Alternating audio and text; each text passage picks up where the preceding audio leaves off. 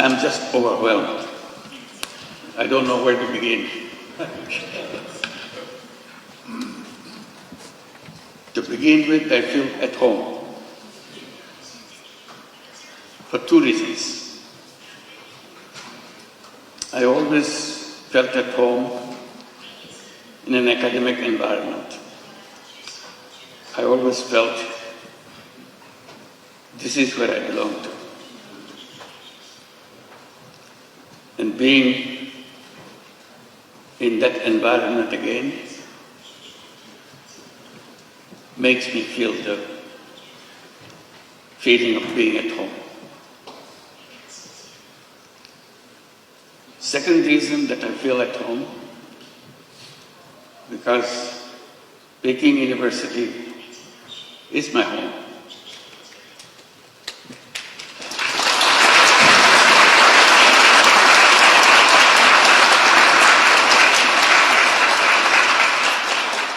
I am part of you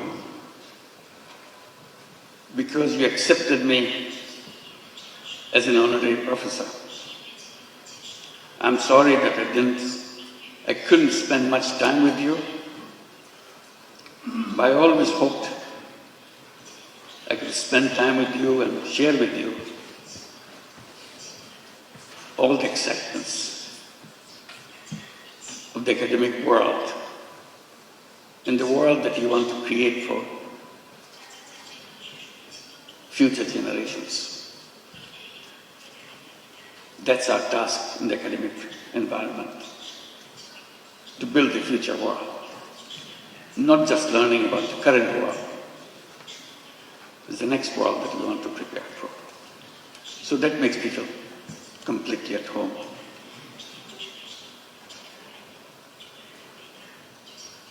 Your Excellency, Ho Guangchai, and Mr. Kong Chuan, esteemed deans and faculty members, distinguished dignitaries, officials and guests, and my dear, dear students, ladies and gentlemen.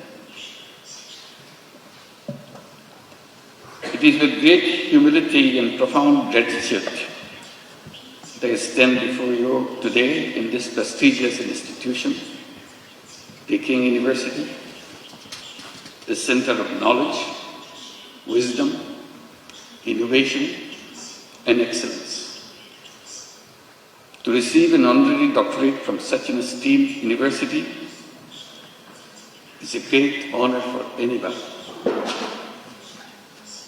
And I feel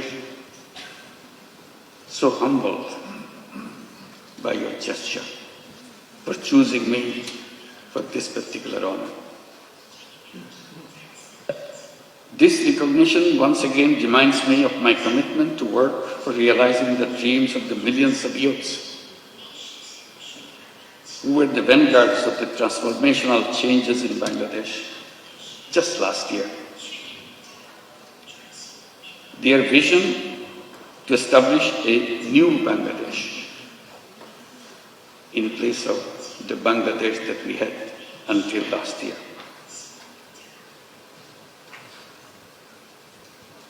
A new Bangladesh which will be free from poverty, hunger, unemployment, and destitution. Ladies and gentlemen, and my young friends, to translate this vision into reality, we are embarked on a series of reforms to make governance transparent and democratic, to ensure economic policies which are inclusive, and to guarantee that every individual has equal opportunity to flourish. Our reform initiatives are at the top of our priority. Our goal is definite. Our work plan is exhaustive. For building a stronger and more resilient Bangladesh, we emphasize economic transformation through entrepreneurship, greater investment in education and technology, and a stronger international cooperation. Distinguished guests, I have a deep and personal attachment with Peking University. Back in October 2006, I had the opportunity to be appointed as the honorary professor. To me, today's conferment is more than a personal honor. I see this as a recognition, as an acknowledgement of the resilience and courage and determination of the people, especially millions of women and young entrepreneurs who continue to prove that no challenge is too big when they are given the right opportunities to develop and break the shackles of poverty and marginalization. Throughout my journey, from being an economist to founding Grameen Bank, from pioneer microfinance to advocating social business, my core belief has remained the same. People are not poor because they lack of skill or ambition. They are poor because the economic system has never given them a fair chance. So poverty is not because of the something lacking in the person. It's not their fault. It's the fault of the system that we built for ourselves. That causes poverty. That causes all the problems for human beings by wrong thinking. And I blame myself for being part of that institution, academic institution, where we pass on this wrong knowledge to the next generation. So I plead guilty that we have not been able to change those ideas, wrong ideas, which make people suffer. So my struggle has always been to go back, to find out the faults in the system that we promote, we teach the young generation, so that we do not repeat the same thing for the next generation.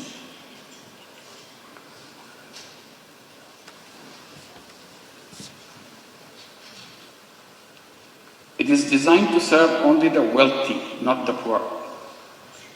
That realization led me to create an alternative, one where even the poorest individuals could access the services of the institutions which are created for people. I've been promoting the idea to let the young people come to the universities, get good degrees from good institutions, and then go to the job market to become job seekers. I have been telling that this is a wrong idea. Human beings are not born to become job seekers. Job is a wrong idea. Human beings are creative beings. They enjoy doing creative things. Job is a negation of creativity. Job forces you to do things what your supervisors want you to do. Job is a continuation of the tradition of slavery. Human beings are not fit for slavery. Human beings are independent beings. So I keep on promoting the idea that all human beings are born as entrepreneurs, not job seekers. Universities should be preparing young people to go out and become successful entrepreneurs, not job seekers.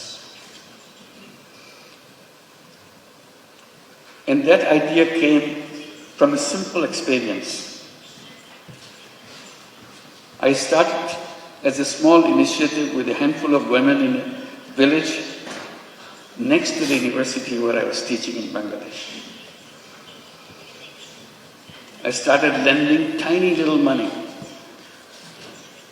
to the poorest women that the world has ever known, just to make sure she feels that she can handle this money and change her life. I had no idea that whether it would come true, but I was amazed how these illiterate, poor women could use tiny little money, $10, $20 worth of money, and did a very successful way of paying back and change her income situation.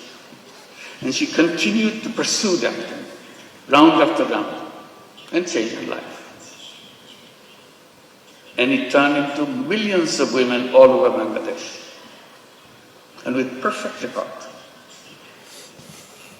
That convinced me totally.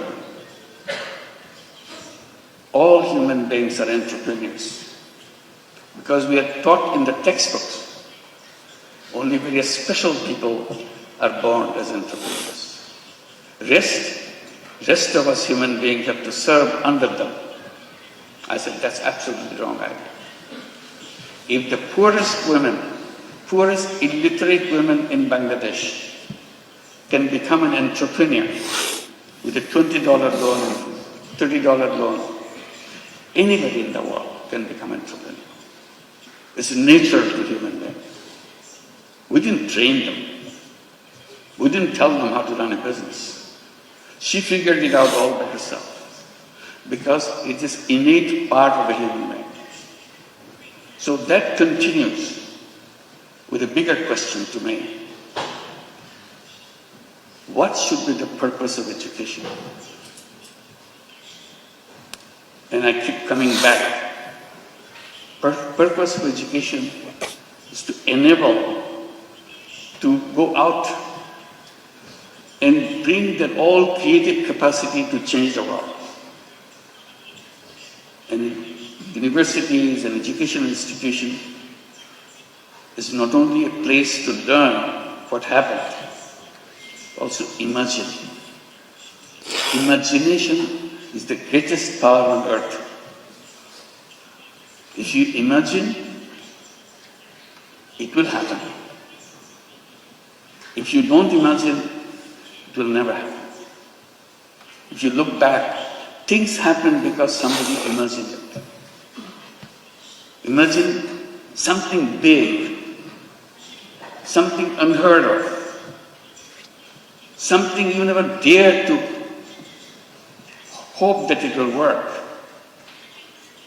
But you imagine and stay with it. If you stay with it, it will happen. So that is the greatest power. Imagination is more powerful than anything you can bring together. So I follow that, encourage young people like you, along with what you are learning, imagine. Dare to imagine the most odd thing that you ever thought, most necessary thing you think could be done. At the moment it looks odd, at the moment it looks impossible. The human journey is about making impossible possible. That's our journey. And we can make that happen.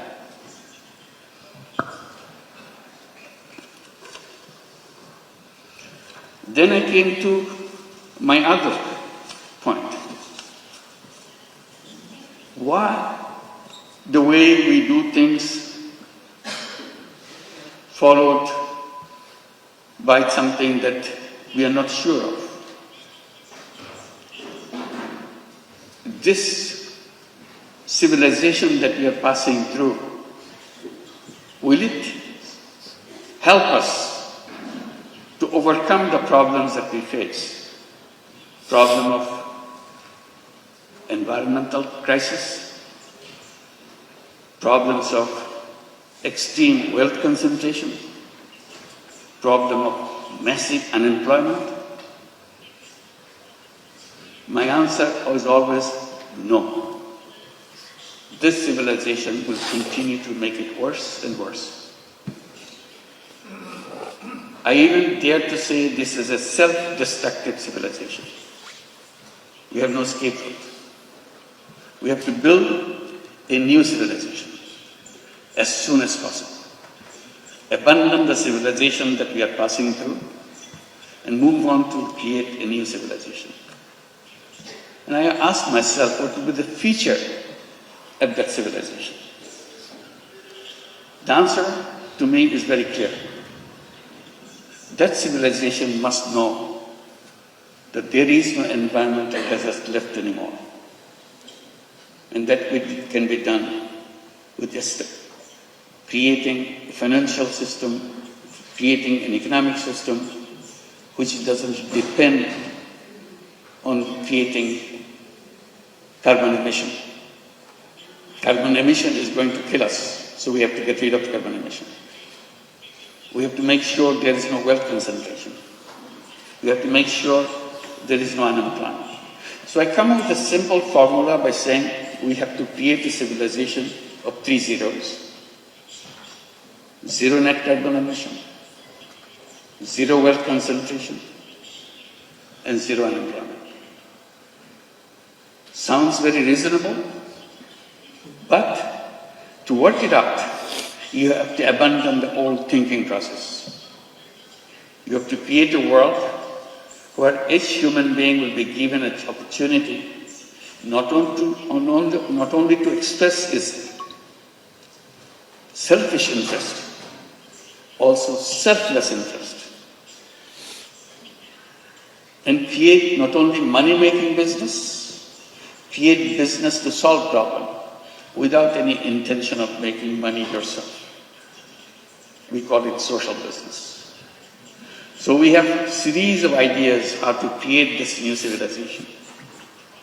And now I pass it on to the young people between age of 12 to 35 to create what we call 3-0 clubs.